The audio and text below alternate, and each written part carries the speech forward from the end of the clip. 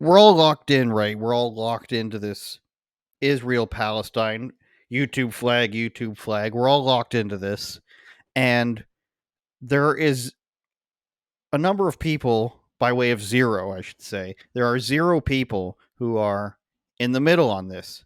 Everybody smartly not saying anything are the people that are in the middle, the people that don't really want to pick a side. Why? Because they're not well versed. Why? Because they probably don't see anything good coming out of it. And a third why of probably they don't have a side that they think is better than the other. Although I think for most people, it's hard to be on the side of let's go do what Hamas did, right? Nobody's going to be like, that was a good thing. But what gets lost in here is this whole thing where it's like, if you're a Democrat, you're supposed to support this, but also you can't at the same time. So there's all this turmoil going on. It's pretty entertaining in that sense, where you're a Democrat and you have maybe more likely a leftist than a Democrat. The old school Democrats are pretty much all in on the official narrative. But when you have people like AOC and Rashida Tlaib, who aren't the brightest people, and then they grew up with this champagne socialist sort of thing where there's certain things that you covet, Palestine, Bernie Sanders against billionaires, white man terrible, Christopher Columbus bad, all these things that you grow up and you sort of are indoctrinated into, and you're like, these are the obvious tenets of my leftism. And then it comes to Israel Palestine time, and they're just like, uh-oh, there are people on my side that will hate me no matter which my opinion is. Whereas in the Republican side, it's pretty much all Israel, to be completely honest. But the middle does not seem to exist in this conflict. And I mean, in the political sphere. And Tucker Carlson came out with a video today that was pretty much spot on, I think, what a lot of people are thinking in this. Let's hear some of it. From the beginning, probably, is a better place to start. Are we going to have to reload this? Great start. Because Americans had a lot in common with each other. But what happens next time, honestly? Moreover, when your country's at war, civil liberties disappear. And we saw this in the last 20-year war on terror. And I supported all that stuff, and I have egg on my face. I'm worse than that. I'm ashamed of the measures that I supported, which were, of course, turned against me. And the NSA got busted reading my text messages on Signal, which is supposedly secure. Spoiler alert, it's not. So keep the naughty pictures off Signal, okay, because they're looking at them. But they did that. They got caught doing it. No one resigned or even apologized, and that was all legal because of the measures we put in place the last time we were fighting the bad guys over a 20-year period that measurably weakened the country and from which we derived nothing in the end. So I'm merely saying maybe we should just pause for 1 second to ask, could we be doing that again? But it's that's 100% not something that people are saying right now. The Nikki Haley, the Mike Pence, the Lindsey Graham, Mitt Romney, they're all going to say, let's go do this thing that we've done 5 times already. We'll get Raytheon paid. We'll get, who's the other one I'm thinking of? Lockheed Martin. Thank you, off-screen producer. Lockheed Martin will get paid. We will do the thing that we know how to do. Patriotism up 39,000%. America is cool, up 9,000%. Money for everybody involved, up 10 trillion%, right? They don't know anything different. Lindsey Graham was in Ukraine in 2014 saying, we're going to do this for you. And they did it for them. So it's hard for me to believe that these guys are all righteous and good and they care about the actual conflict. They might, but it's hard for me to believe this when it's like, oh, we care about Ukraine, but what about like Yemen, the Central African Republic? Who is the person that decides which conflict I'm supposed to care about so much that I want to give $100 billion to it? Who's the one who decides that? Yes, there's militaristic interests involved, certainly in the Middle East, in the place in the Middle East. But if you look at stuff going back, like Tucker Carlson saying, like Iraq and Afghanistan, where they no longer are, or at least officially, it's like, what do you get out of that besides thousands of lives lost, money for gigantic corporations, and the manipulation of the public through new laws being passed that lets the NSA spy on you, for example. Where is that concern, considering this is a lesson that we just learned they pulled out of Afghanistan, what, a year ago, 2 years ago? And we all of a sudden we don't have this lesson anymore. Nobody remembers what happened. Scale? Not one person. You're not allowed. Because everything is some moral argument. Well, are you on the side of the bad guys? No. And so I look at how this is arrayed, and again, I can't tell you how disgusted I am by the behavior of people who said they were conservative and cared about the country and clearly don't. Because no one asked that question. They're all too afraid. And then the other side, the wackos running around calling for the pro-Hamas people, decolonize, they're mad at Israel for being white and they want to kill everybody. Obviously, if forced to choose, I go with Ben Shapiro, okay? But I shouldn't have to choose.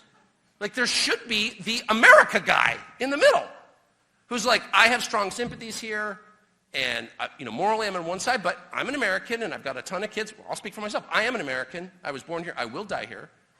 I have a ton of kids, and I kind of want them to be able to live here in a country that resembles the one in which I grew up. And what about them? Shut up! Oh, shut up's not good enough, actually. And the spirit of fear, and I hate to use the term, but groupthink, that has descended upon lawmakers and, I would say, movement leaders in Washington, where no one can say something that's completely obvious because, you're anti-Israel? Well, no one's going to call me anti-Israel. I like Israel. And one of the things I love about Israel, in addition to the fact it's beautiful and great food, took my kids there on vacation, is I like the Israelis. What do I like about the Israelis? They're proud of themselves and their country. I like that. I like secure people.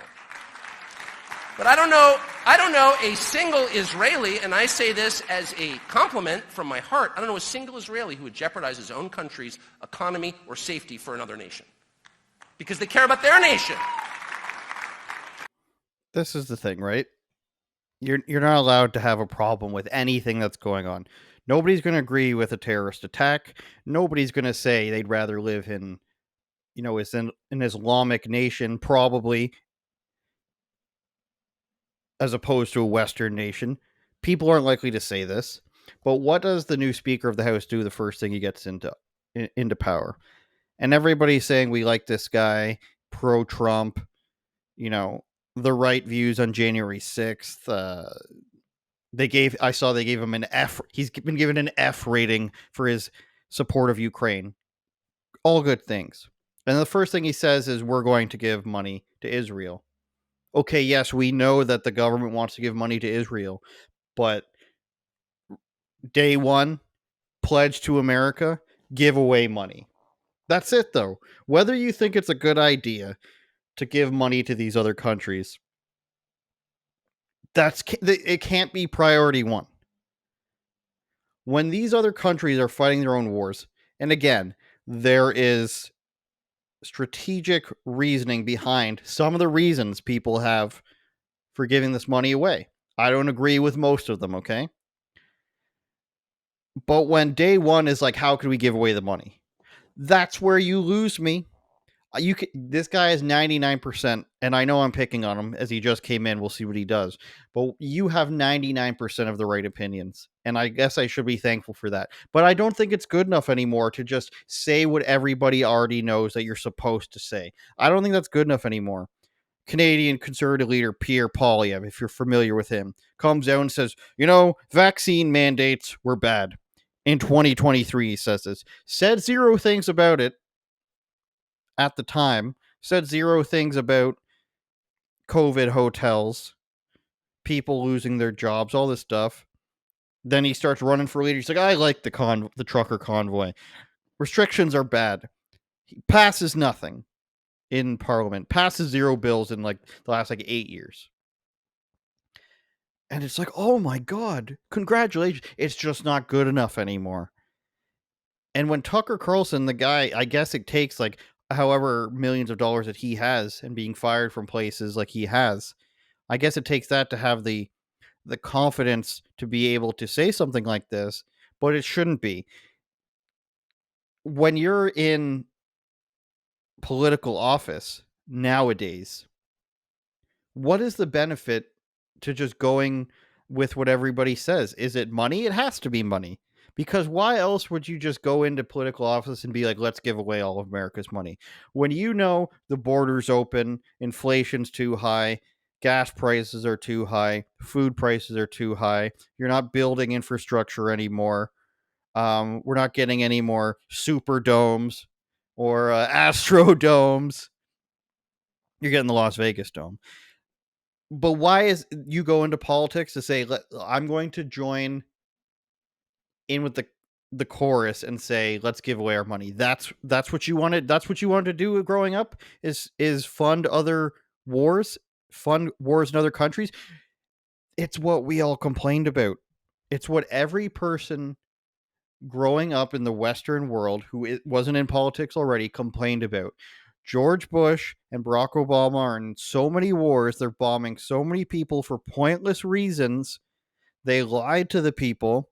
All this stuff happened, and then they're just like, well, it's different this time. Ukraine is a bastion of democracy, and even though Zelensky danced naked with a bunch of dudes, he's the right guy.